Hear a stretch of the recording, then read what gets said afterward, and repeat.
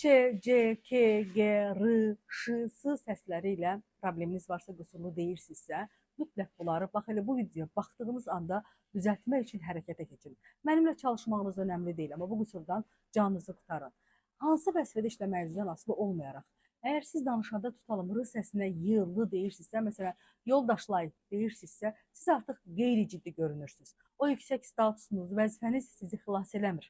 Deməli, biz danışığımızı İstənilən yaşda dəyişə və düzəldə bilərik. Təbii ki, yaxşılar ki, uşaq vaxtından siz bu işlə məşğul olasınız. Ona görə də mütləq analar, uşaqlarınızın kiçik ikən üzərinə düşün. Böyüyəcək, düzələcək, getdikcə dili bərkiyəcək, hər şey dəyişəcək. Yox, dil bərkimir. Dil bərkində daha da pis olur.